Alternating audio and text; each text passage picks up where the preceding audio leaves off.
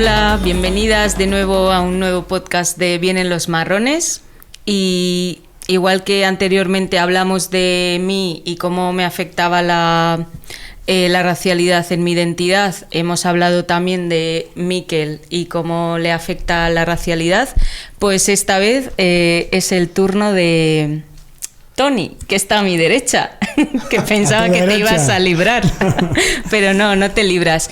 Y nada, muchas gracias a los técnicos que estáis detrás de las cámaras y a todas las personas que nos escucháis y nos dais un feedback positivo. Así que muchas gracias y empezamos. Oye, preséntala a Mikel. No ha presentado. Mikel ya le he presentado, he dicho, está Mikel. Hola, sí. Mikel.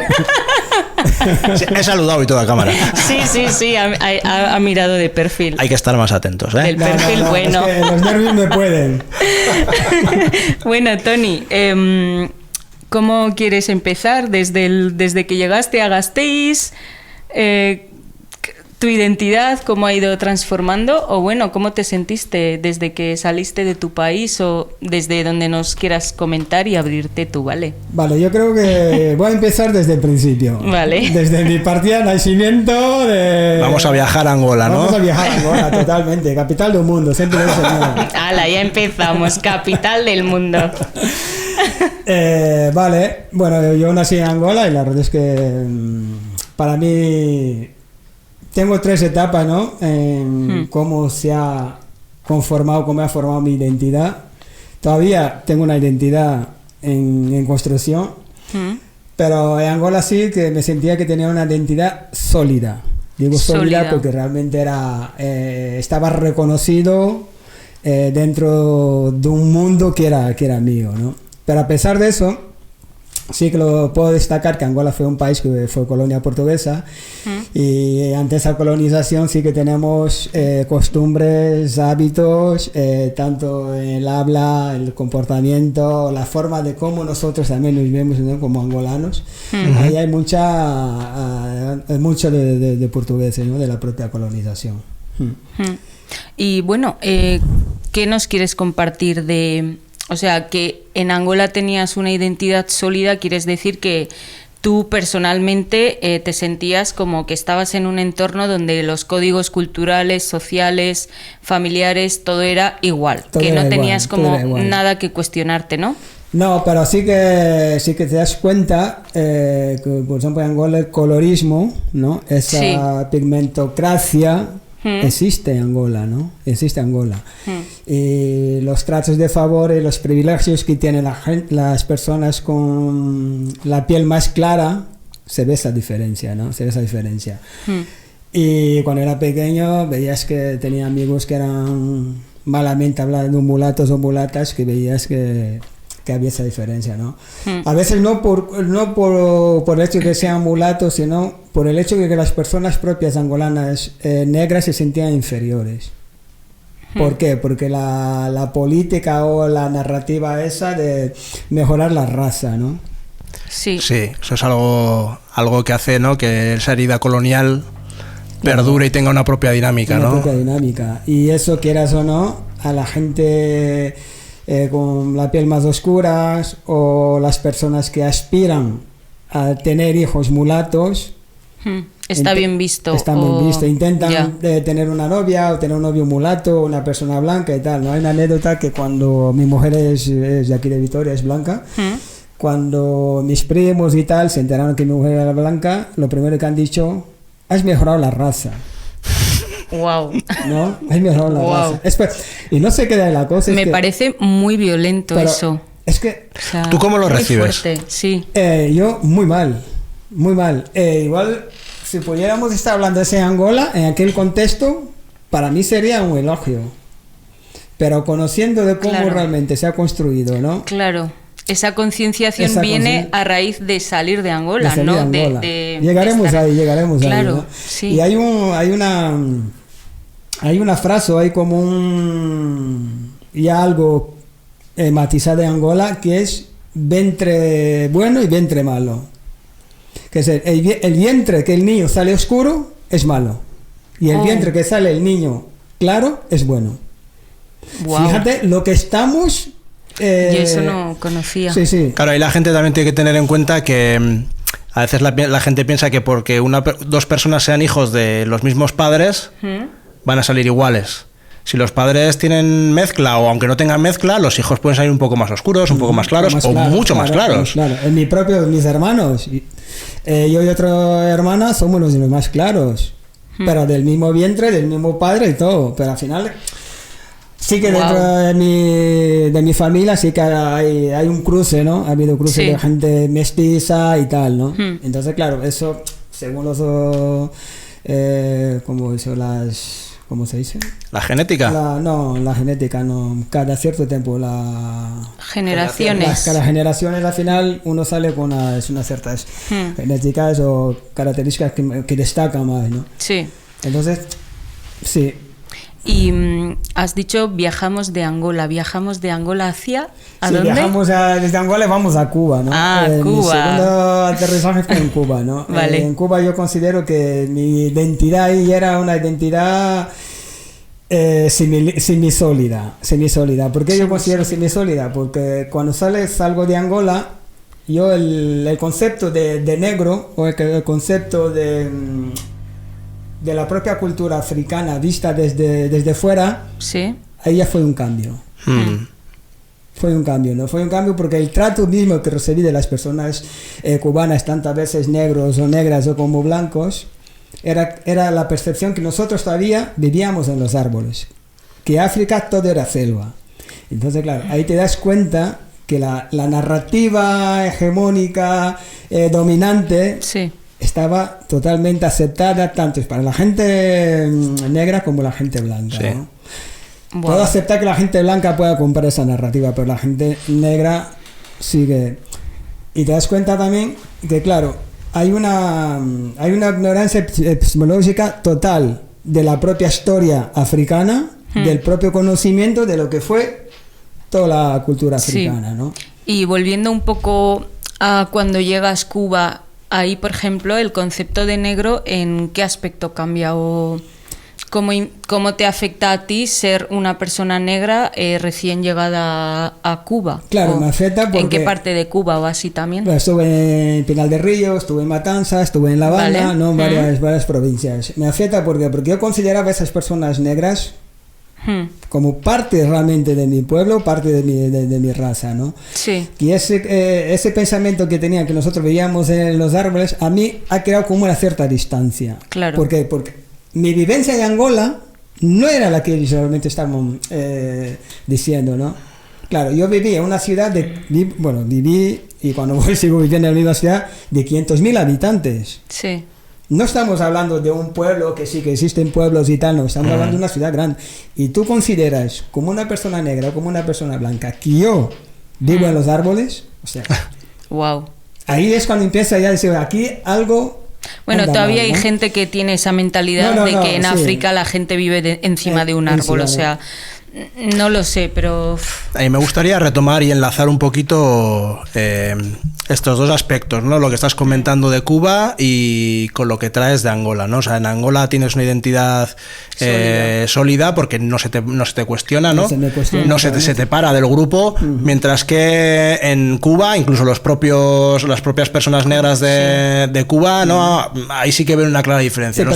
Perdón, tengo que contextualizar que estoy hablando de hace casi 30 años. Sí. Vale, eso es muy importante porque seguramente que tanto como yo me he formado, me he preocupado de conocer esa verdad, en Cuba se está haciendo un trabajo muy potente también, ¿no? Entonces, claro. Sí, que puede que hoy la realidad sea muy diferente, ¿no? Es muy diferente ahora mismo la propia realidad, ¿no? Sí, pero aún así, yo quería ir un poquito. Ahí es la primera vez que se te pone frente al... No, que tú has percibido claramente, ¿no? Que se te pone frente al espejo del racismo. Sí. Pero a mí eso no me deja de chocar, porque al menos yo en mi familia he vivido ese racismo de Angola, pero a través de ellos. O sea, he vivido el racismo angoleño a través de las vivencias de mi madre, a través de las vivencias de mi abuela. No sé si es también por una diferencia generacional o o por qué es, ¿no? O sea, al final mi madre nació en el colonialismo, Sí. y tú cuando en el colonialismo serías un bebé, si acaso. Yo con la independencia fue en el 75 y yo nací en el 72, Pues, 3 años wow. tenía, Eso poco, es. no es que Ya. no- Entonces, pues poco recuerdo tengo. quería saber un poquito cómo... ¿Cuál es ese, si tú en Angola habías ido o habías identificado ese racismo o... No, o- no. Había identificado ciertos privilegios de esas personas, pero yo no podía hacer esa correlación del racismo en sí, un racismo estructural o un racismo sistémico. No. Hay una... Se suele contar en Angola, bueno, suele contar una anécdota que decía que cuando los portugueses les echaron de Angola, prácticamente les echaron de Angola en Sí. la independencia, una señora, una madre, abuela, preguntó, ¿y ahora quién les va a lavar la ropa? ¿Quién les va a cuidar? Ya, claro. ¿Entiendes? Tenían bien asumido cuál era el rol, ¿Cuál era el rol, no? Jerarquía, Entonces, sí. Esa jerarquía, ¿no? Wow. Sí, pero yo en Angola no identificaba eso como un racismo o realmente una estructura criada que podía categorizar, ¿no? O situar a cada persona un tipo de trabajo, no situaba. Igual que cuando fui en Cuba, esa reflexión que hago ahora es ya después de hacer ese trabajo, ¿no? Sí, después de una concienciación quizá que a veces dicen ese despertar, ¿no? Pero yo pienso que siempre está ahí, simplemente que a veces le queremos hacer más caso o no. Y quería preguntarte, ¿a Cuba con cuántos años llegas? Y un poco qué buscas o qué idea tenías de Cuba o si sabías algo, no sé, por conocerte un poquito más también. Sí. Vale, yo fui a Cuba con 16 años. Fui a Cuba con 16 años, era prácticamente era un Adolescente, crío, sí, sí. y prácticamente toda mi adolescencia, mi pubertad, mi todo, he perdido en Cuba, ¿no? Y no, fui con una beca de estudios a Cuba porque había una... A estudiar. Sí, a estudiar. Ujú. Había como un convenio, un ¿no? convenio sí, Ah. entre Angola y Cuba, ¿no? Después de la independencia. Y de hecho, la independencia de Angola también fue debido a que los cubanos estuvieron ahí para poder echar una mano, ¿no? Ujú. Sí, y la verdad fue el primer viaje que tuve larguísimo de fuera de Angola. Y no tenía ninguna expectativa de cómo sería Cuba, ¿no? Sí que Ya. vas con toda esa curiosidad del mundo, siendo un crío, aquello era una aventura, ¿no? Ya. Sí, pero sí, tuve momentos muy bonitos en Cuba y de hecho parte de mi identidad también se ha formado en Cuba. Me he sentido en Cuba también como si fuera Angola porque he encontrado ciertas prácticas de religiosidades africanas o angolanas, de africanas en Cuba, ¿no? Entonces, claro. Qué interesante. No conocía todas estas partes de tu identidad o bueno, de tu historia, ¿no? Y cuando llegas aquí, no sé en qué años, Vale. pero aquí cómo es, porque lo de Miquel fue bastante diferente al ser totalmente diferente, mixto. Tú sí. ya tienes otro tono de piel, vamos a Sí, decir, tengo otro tono de piel, otra época. y donde la gente se giraba un poco, ¿no? Sí. A mirarte. A mirarme, sí, imagino Yo quiero que cuentes sí. eso un poco. Vale, es muy curioso, ¿no? Yo pasé por Nicaragua, salgo de Cuba, paso por Nicaragua y tal, y ahí también vas viendo cómo el racismo es un denominador común, ¿no? Por donde vas pasando te das cuenta, ¿no? Lo que es Nicaragua, El Salvador, Honduras, tal, hasta Guatemala, donde ahí me quedo casi un año, ¿no? Y te das cuenta que sí, eso te persigue. Sí. Eso te persigue. Ahí Pero empiezas de- a atar cabos Ahí ya, empiezas ¿no? a atar- ¿Pero de la misma manera o en cada país es diferente? No, en cada o- país es diferente, Sí, ¿no? porque ya en Guatemala la gente racializada, los llamados garífunas, viven en la costa, la mayoría, Ah, en la costa, que dentro de la capital va a hacer recados, a vender algo, lo que sea, pero no viene prácticamente de la capital, ¿no? Entonces cada vez que viene una persona racializada, una persona negra en ese caso ya, a Guatemala, es un impacto también para la gente, ¿no? Sabiendo que existe esa población ahí. Y claro, nosotros vivíamos desde la capital en una pensión y tal, y te das cuenta, cuando íbamos a la discoteca, que la gente te rodeaba bailando, ¿no? Te hacía un circo para verte bailar. wow. Digo, o sea, eso es muy curioso, ¿no? Y no era porque igual bailabas muy bien. Sí, pero también ¿Qué es un estereotipo? Sí, o no sé, pero... La cuestión es que también ya está influenciado eso, Claro, ¿no? sí. Porque si tú fueras un negro que no bailase, también te hubieran mirado. Claro, ya, entonces ya había... Esperando a algo cuando arranques. más. Vamos a esperar cuando bailes porque va a haber un show. Sí, ¿verdad? Entonces, Ya. Sí, y te das cuenta que al final Serenávica está presente en todos esos países donde he pasado. Y cuando llego ya aquí a Euskal Herria, porque siempre he vivido aquí entre Vitoria y Pamplona, ahí yo considero ya que mi identidad se vuelve líquida. Líquida. Es como la teoría de la sociedad líquida, ¿no? Que no tiene unos sí, que ya unos no es pilares sólida como lo tenías sí, ¿no? Porque aquí empieza ya... Eso me doy cuenta más tarde, porque al principio para mí era todo curiosidad, ¿no? Tanto para mí como para ellos, igual. Será curiosidad, será tal, porque bueno, una persona de diferente color y tal, otra cultura, bueno... Pero ves que eso cada vez van pasando los años y esa curiosidad ya deja de ser curiosidad y cada vez va más, ¿no? Y dices, te tocan el pelo, digo, pero una vez en un concierto y tal, estás en un concierto y siento unas manos manoseando mi pelo, me doy la vuelta, una chiquilla, lo siento, es que no he podido evitar y tal. Digo, ya, pero... Es mi pelo, no creo que merezco por lo menos que me pidas permiso o que me diga, oye, ¿no? Eso la gente parece que no se da cuenta, ¿no? Yo también tengo vivencias así de ese estilo y en tu caso, por ejemplo, imaginemos, ¿no?, cómo habría sido la situación si hubiese sido al revés, ¿no? Tú siendo un hombre negro. Tocándole el pelo a una mujer blanca, ¿no? O sea, lo violento que eso puede llegar a ser y cómo la gente no se da cuenta de que no puedes coger y tocar el pelo de otra persona. Desde su posición de esa curiosidad y algo exótico, es como tocar un animal que nunca has visto, algo exótico, ¿no? Y dices, ¡oh, qué bonito! Y tal, a ver. Vaya comparación. No, pero para ellos sí, seguimos siendo personas exóticas totalmente, ¿no? Sí, como que va a tocar el monito. De pequeño eres bonito, pero cuando eres mayor ya, peligroso. Ya, entonces, sí. ¿no? Y claro, mi identidad se vuelve líquida porque ya empiezas a darte cuenta que cuando vas a los sitios te siguen. Cuando... ¿Te siguen la mirada o te siguen? Te sigue el guardia o la guardia. Y literal, literalmente. Esa vivencia no he tenido ni en Cuba ni en Angola, ¿no? ¿Qué más? Que la policía te para. Un caso que tuve, me pareció la Guardia Civil en el pueblo de mi mujer. Y le digo, ¿por qué motivo? Me dice, no, es que los robos aquí les han subido los robos. Y digo, ¿me estás llamando un ladrón? Wow. No, es que... Digo, pero... No es eso y tal, pero es lo que me acabas de decir. Claro. O sea, no tienes ningún motivo para pararme. ¿Cómo que no? Ya. Sí. Perfectamente lo entiendo. Y era un chaval.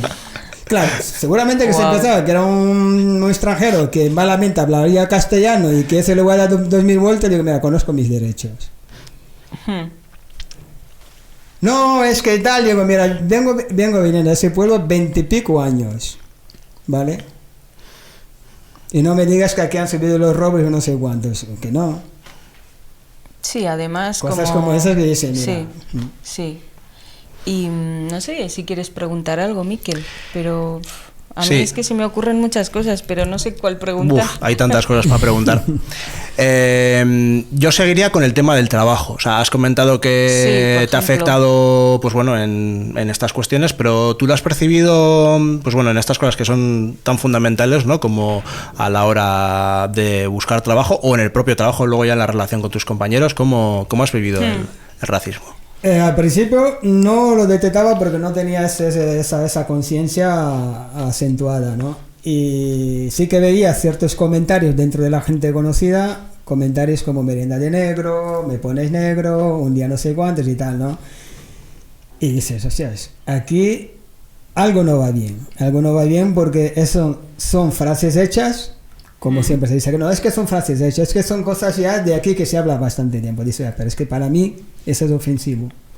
Porque es como volver a abrir una herida que para nosotros pero nunca tú se entonces cierra. ya eras consciente de todo eso, era racismo y todo ese lenguaje. Sí, cuando fui consciente de eso ya podía identificar eso, pero anteriormente yo no identificaba eso.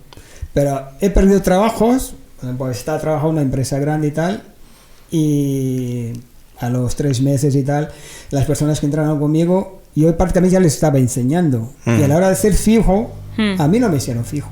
Yo no quiero pensar que sea racismo o lo que sea, ¿no? Pero lo que no es práctico para una empresa es que una persona que trabaje bien y que ha enseñado con las mismas personas que han entrado con él, a ese no le hacen fijo y hacen feliz, ¿no?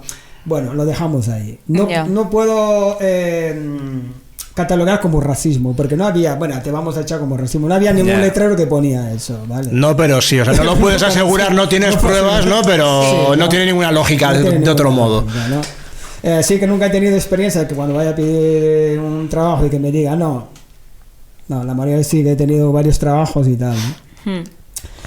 Y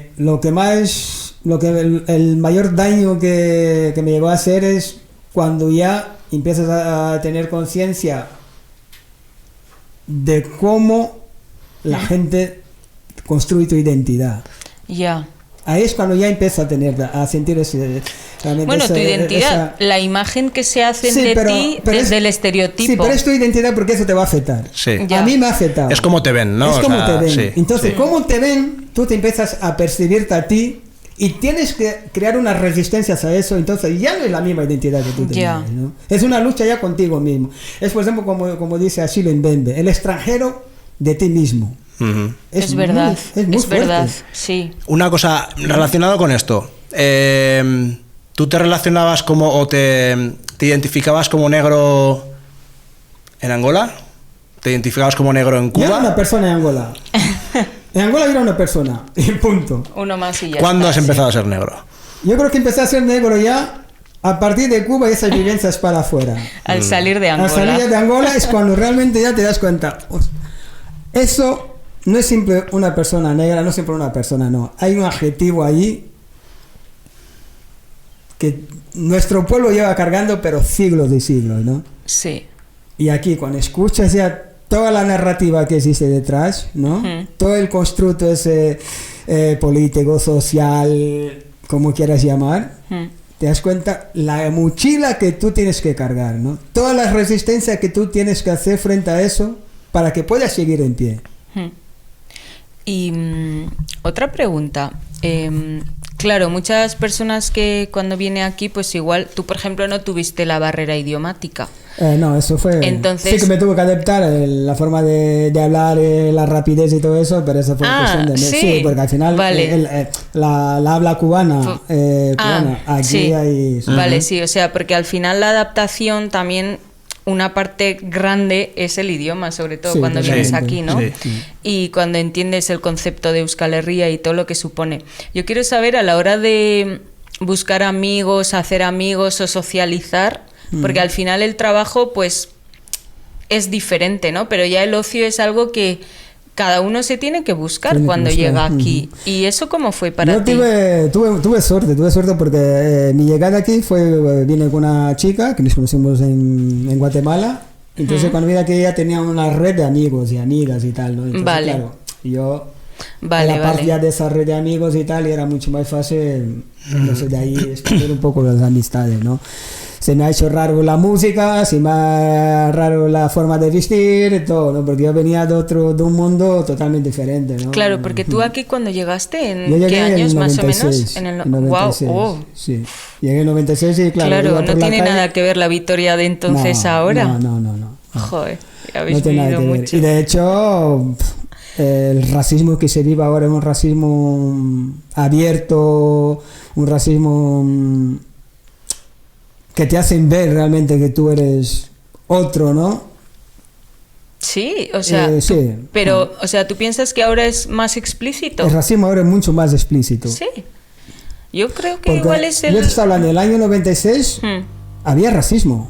Sí. Y cuando Miquel había racismo, pero no había un racismo que podías ver estos comentarios de partidos políticos en televisión. Eso es cierto que desde el ámbito formal, desde el ámbito institucional, y así ese tipo de discursos no eran normales, Sí. pero o ni eran aceptables, pero sí que en la gente sí que se escuchaban, o sea, bastante comentarios racistas, explícitos, duros, de hecho, a mí en alguna ocasión me han venido a pegar por ser, o sea, me han venido a pegar por ser negro, sí, o sea. Esta experiencia no yo sí que lo he vivido, ese racismo duro y sí, y más o menos en esos años, sí.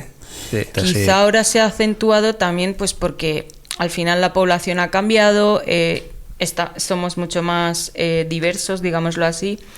Y yo creo que el racismo quizás siempre ha sido explícito, pero la cantidad igual es mayor.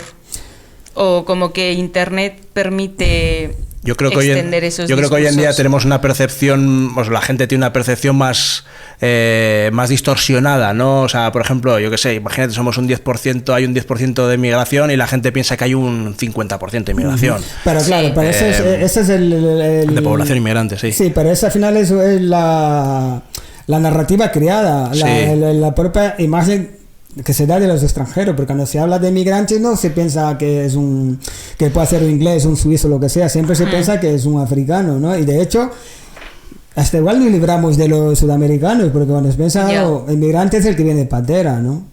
Sí, entonces, la narrativa es... Sí, no, pero los sudamericanos también hay que meterlos. Así que es cierto que suelen tener mayor aceptación, que es lo que suele decir Vox en el Congreso, ¿no? Sí, nuestros hermanos latinoamericanos sí, porque tenemos lazos culturales con ellos. ¿No?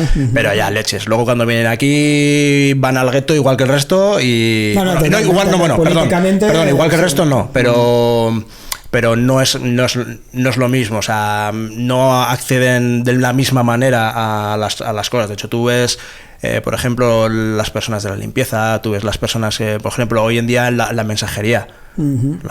Hay muchísimos latinos en los negocios en la mensajería. Ahí como entonces ellos también tienen su... Ya bastante, también tienen su aquel. Verdad, pero bueno, volviendo a centrar un poquito el asunto en ti, ahí me gustaría saber...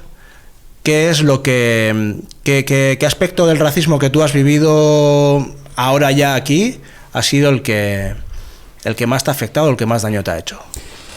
Yo creo que ha sido un poco todo, ¿no? Ha sido un poco todo porque hubo un momento aquí en Vitoria que yo no reconocía mis orígenes, ¿no? Yo no decía que era africano. Yo llegué a un punto a decir que yo era brasilero. Es que ha sido tanto el daño que se me ha hecho con ese tema de cómo se había construido aquí la raza negra, ¿no? De cómo se veía África en los televisores, ¿no? Entonces, claro, lo primero que intentas es intentar sobrevivir y buscar una alternativa de cómo seguir adelante, ¿no? Claro, reconocer que eres una persona africana es reconocer que tú eres parte de lo que se ve en la televisión, ¿no? Mi vivencia era totalmente distinta, pero por más que quieras dar a conocer eso, es un trabajo de siglos. Entonces me ha afectado muchísimo y creo que separa de las personas que me han ayudado, de buenas personas que se llaman, y decirle realmente, mira, sois racistas, ¿no? Porque no es algo que ellos realmente han elegido esa opción, no, es algo totalmente instruido, totalmente enseñado, totalmente mamado, ¿no?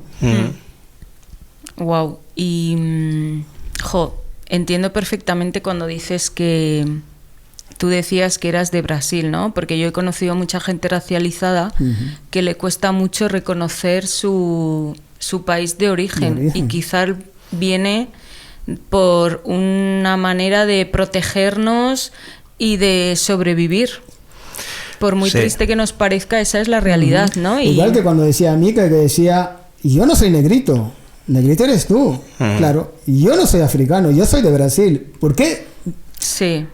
Ahí hay mucho, ¿no? Que... No, nadie quiere pertenecer al grupo de los malditos, ni al grupo de los perdedores, ni al grupo de lo que sea, de los estigmatizados. Los que no tienen una civilización, los que no han aportado nada a la humanidad.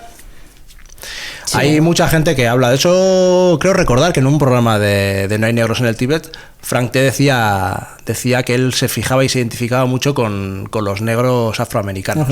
Es verdad, sí. ¿No? Y dices, pues sí, pues fíjate que no, a mí no me parece que eso esté muy lejos de lo que tú estás contando también, o sea, y de lo que yo he vivido también, ¿no? Y es esa necesidad de buscar un referente, y claro, y que ese referente tiene que ser algo positivo. Algo positivo. Y tú no puedes estar identificándote, ¿no? Buscas una aceptación, es que no. Claro, pero luego al mismo tiempo eso es una negación. Sí, no deja de ser una negación. Es una negación, pero claro, cuando tú decías que tenemos que leer, salir de ahí y tal, ¿no? Eso, hay que hacer ese camino. Igual antes de hacer ese camino, tú has tenido que dejar ese viaje del pasado, de tus antepasados, de la historia, porque aparte que es desconocido, tú no quieres volver ahí con miedo de que sea verdad, ¿no? ¿Y todo esto cómo te ha afectado en el autoestima? Porque al no tener referentes y ser tú a día de hoy para otras muchas personas... No, me ha afectado, pero he sido una persona que desde pequeño siempre me gustó leer mucho. Sí. Y en mis manos cayeron aquí entonces, que fue uno de los libros de la muerte de Malcolm X. Y ese libro me ha dado muchas pistas, ¿no? Me ha dado muchas pistas. Y he tenido debates sobre el tema. Y a razón de ahí ya vas buscando, vas descabando. Pero sí que he tenido... No me he sentido inferiorizado, pero sí que he tenido una identidad totalmente atomizada, totalmente. Atomizada. Una segmentación de quién era yo, a quién pertenecía, porque no quieres pertenecer a ese grupo, ¿no? No quieres pertenecer a ese grupo porque no... Nadie quiere pertenecer. Qué complicado, ¿no? O sea, no quieres pertenecer a ese grupo, pero tampoco puedes pertenecer al otro. Tampoco te acepta, ¿no? Porque no eres lo suficientemente, ¿no? Wow. Y a mí lo que... Sí, el mayor miedo que ahora que soy padre, ¿no? Yo siempre he tenido ese miedo. ¿Cómo mis hijos, de qué manera, qué herramienta podía dar a mis hijos para que no pudieran pasar lo que he pasado yo, ¿no?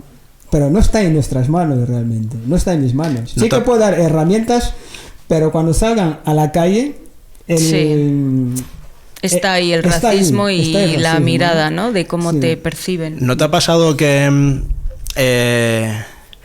Quiero polemizar un poquito, ¿vale? O sea, igual que antes hemos dicho, el otro día hablamos de que el racismo nos ha hecho, y la vivencia del racismo nos ha hecho como somos, y que a pesar de que nos moleste y nos fastidia reconocerlo, ¿no? Que nos ha convertido en las personas que somos y estamos orgullosos de ser los que somos, ¿no? Y no te da cierta pena, o sea, perder... O sea, es jodido lo que voy a decir. Pero bueno, dilo, de hecho, no sé si decirlo. Dilo. No, que tus hijos pierdan eso. Que pierdan imagínate esas vivencias, claro, esas vivencias que las puede hacer crecer y las puede hacer empáticas con otras personas. Claro, el problema de esto es que no siempre te puede hacer empático, te puede hacer peor persona también. Es que el problema es que no sabes cómo saldrán de ahí. O cómo reaccionarán. Claro, de cuánto dolor te puede destruir. Porque hay gente que se ha suicidado, hay personas que realmente no son las mismas. Y cuando dicen, no, es que vosotros sois muy victimistas, digo, por favor, hay que vivir todos los días y a veces en cada momento, ¿no? Sí. Que me llames a mí victimista o a la gente racializada victimista, hay que tener dos pares para llegar a ello, ¿no? Sí.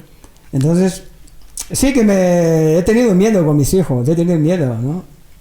Sí, bueno, al final ellos también han nacido aquí, ¿no? Y yo pienso que vivirán el racismo de otra manera, y también al ser hijos de una pareja mixta, eso será diferente, y yo creo que vivirán de otra manera. No garantiza. No garantiza, por supuesto que no, porque al final siempre seremos los de fuera, ¿no? Aunque llevemos 20, 30, 40 o los que lleve la gente, pero...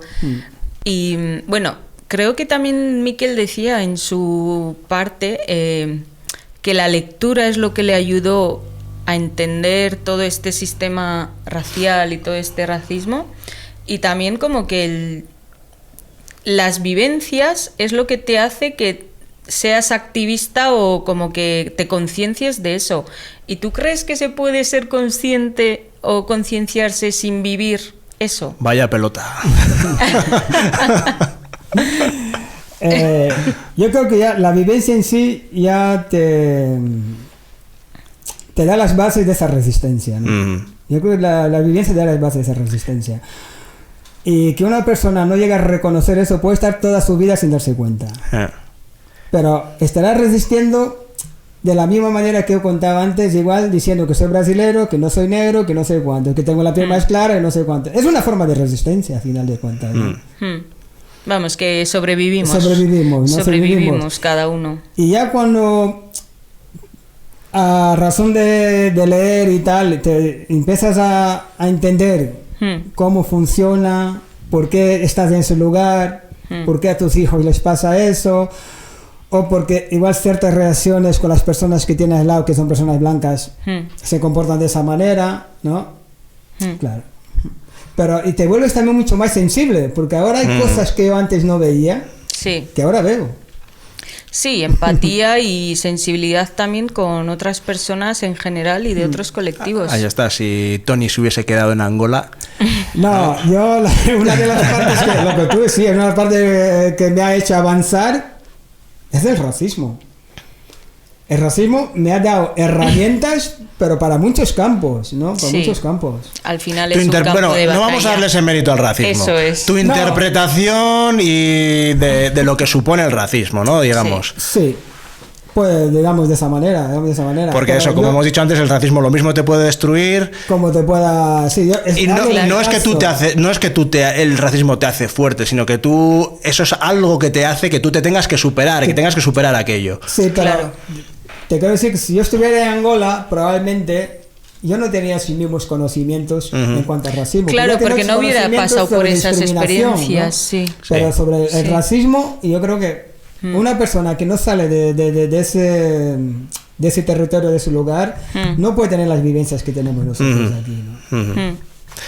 Bueno, ¿cómo cerrarías el asunto? Yo cerraría la parte más triste de toda esa dinámica de opresión. Es cuando yo dije que era brasilero. No es porque no tenga simpatía con Brasil, porque de hecho el segundo país con más personas negras es Brasil. Y encima de origen angoleño, muchas de ellas. Sí que ha sido un refugio porque necesitaba sobrevivir. Y en esas condiciones yo creo que todavía hay gente racializada, hay gente racializada que todavía usa eso como una resistencia, ¿no? Entonces, el mismo camino que nosotros hemos hecho, ellas también pueden hacer, ¿no? Que es ver unos cuantos vídeos de Vienen los Marrones, buscar informaciones, leer libros, todo lo que sea literatura negra. En tu caso, ¿recomiendas alguno en concreto? Yo recomiendo un libro bueno, lo que parece es que, claro, es un libro un poco más avanzado, ¿no? Hay un libro de Achille Mbembe que me gusta mucho, que es la razón de la crítica negra, puede ser. La razón de la crítica. La razón crítica negra. Sí, les recomiendo eso, pero es un libro ya un poco más avanzado, ¿no? Crítica de la razón negra, Crítica de la razón negra. Sí. Es un libro más avanzado, pero ahí te da unas... Sí. Y el otro sobre las identidades, podría decir el de Kwame Ape, que tengo, bueno, no lo he sacado. Que ya es lo publicaremos también. Sí. Sí, yo considero que tengo una identidad híbrida y todavía en deconstrucción epistémicamente totalmente. Sí. Porque al final esa deconstrucción es cada día. Sí. Pues muchísimas gracias por abrirte. Muchas gracias, Miquel. También para algo, o por lo menos que... Sí, yo creo que al final estas conversaciones son las que hacen que otras personas que nos vean y nos escuchen sientan parte de lo que hemos vivido y afrontado, y cada uno pues afrontar el racismo o esta estructura tan fuerte y resistente como que... hacer frente a todo eso, ¿no? Y para eso pues es importante que haya referentes, y para mí sois dos referentes maravillosos. Tú también. Y muchas gracias. Y nos vemos en el próximo capítulo de Vienen los Marrones. Muchas gracias. Agur. Agur.